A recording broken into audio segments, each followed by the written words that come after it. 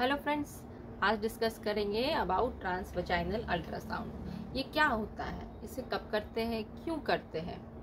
तो मैं हूं doctor Bimla and welcome to my channel gyno talks with doctor Bimla. और आपने अगर मेरे चैनल को सब्सक्राइब नहीं किया है तो जल्दी से सब्सक्राइब कर लीजिए to get the latest notification of video. Ultrasound जो है वो दो टाइप का होता है, एक ट्रांस एब्डोमिनल अल्ट्रासाउंड और एक ट्रांसवजाइनल अल्ट्रासाउंड। तो ट्रांस एब्डोमिनल वो अल्ट्रासाउंड है जहाँ प्रोब को हम एब्डोमेन के ऊपर रखते हैं और फिर अल्ट्रासाउंड करते हैं। और ट्रांसवजाइनल नाम से ही पता लग रहा है कि इसके प्रोब को वजाइना में इंसर्ट करेंगे फिर अल्ट्रासाउंड करेंगे। अब ये ट्रांसवजाइनल अल्ट्रासाउंड में इसका जो प्रोब है वो लंबा होता है। तो ये जब प्रोब को इंसर्ट करते हैं वजाइना में तो ये क्लोज रहता है नियर द यूट्रस, ओवरीज। तो इसमें जो ट्रांसवजाइनल में इमेज जो फॉर्म होती है वो काफ़ी ही गुड रेजोल्यूशन की इमेज फॉर्म होती है, यानी काफ़ी क्लियर इमेज फॉर्म होती है। इसमें ट्रांसवजाइनल अल्ट्रासाउंड करने से पहले पेशेंट को कहते हैं कि यूरिन को वो पास कर दे। मगर ट्रांस एब्डोमिनल अल्ट्रासाउंड में पेशेंट को यूरिन होल्ड करना पड़ता है।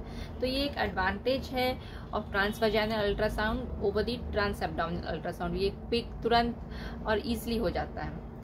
ये जो अल्ट्रासाउंड है ट्रांसवजाइनल, उसे हम लोग सेक्सुअली एक्टिव फीमेल्स में करते हैं। इसे करने के लिए किसी भी तरह की फास्टिंग की कोई ज़रूरत नहीं है, आप आराम से फुल डाइट लेके भी अल्ट्रासाउंड करा सकते हैं। अब कुछ कॉमन क्वेश्चंस के बारे में डिस्कस कर लेते हैं रिगार्डिंग ट्रांसवजाइनल अल्ट्रासाउंड।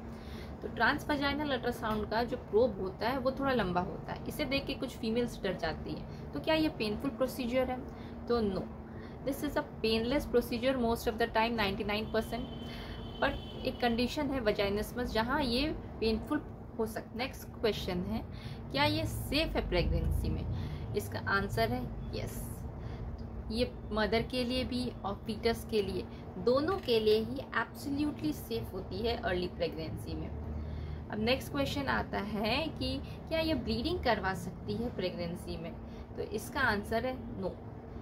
इनफैक्ट कुछ कारण जो अर्ली प्रेगनेंसी में ब्लीडिंग के होते हैं, जैसे कि सबकोरियनिक हीमाटोमा, उसे डायग्नोज करने में बहुत ही हेल्पफुल होती है ये ट्रांसवजाइनल अल्ट्रासोनोग्राफी। नेक्स्ट क्वेश्चन है, क्या ट्रांसवजाइनल सोनोग्राफी करते समय इन्फेक्शन लग सकता है?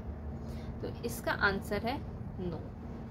सोनोग्राफी करने के पहले प्रोब को हमेशा प्रिपेयर किया जाता है, उसके ऊपर एक न्यू कॉन्डम चढ़ाया जाता है और फिर सोनोग्राफी की जाती है। और जब सोनोग्राफी हो जाती है तब फिर उस कॉन्डम को डिस्पोज कर दिया जाता है। हर पेशेंट के लिए एक न्यू कॉन्डम यूज़ होता है, तो ऐसे में कहीं से भी कोई इन्फेक्शन लगने की चांस नहीं है। तो ऐसे कौन कौन से कंडीशन है जहाँ ट्रांसवजाइनल सोनोग्राफी करवानी चाहिए? Number 1 is early pregnancy. जब प्रेगनेंसी 5 to 7 वीक्स की हो या 1.5 महीने की हो तो TVS करवानी चाहिए। आप देखते हो कि डॉक्टर इस समय आपको TVS के लिए ही जनरली प्रेस्क्राइब करते हैं। तो इसका एडवांटेज ये है क्योंकि इसका प्रोब लंबा होता है और सोनोग्राफी करते समय ये यूट्रस के करीब होता है, तो इससे जो बच्चे की हार्ट रेट है वो काफ़ी अच्छे से अप्रिशिएट हो जाती है इसमें। नेक्स्ट आता है इन केस ऑफ इनफर्टिलिटी। तो इनफर्टिलिटी के केस में फॉलिकुलर स्टडी करवाने के लिए और एंडोमेट्रियम की थिकनेस देखने के लिए हम ट्रांसवजाइनल सोनोग्राफी का यूज़ करते हैं। उसके बाद नेक्स्ट यूज़ आता है ट्रांसवजाइनल सोनोग्राफी का in case of gynae problem, like अगर यूट्रस में कोई पॉलिप है उसे देखने के लिए, या एडिनोमायोसिस को अच्छे से अप्रिशिएट करने के लिए, फाइब्रॉइड स्टडी के लिए, एंडोमेट्रियोसिस देखने के लिए। ये सब कुछ यूजेस है जहां हम लोग ट्रांसवजाइनल सोनोग्राफी का यूज़ करते हैं। If you find this video to be informative then give it a thumbs up and subscribe to my channel. Till then, bye bye and see you with a new topic on a new video.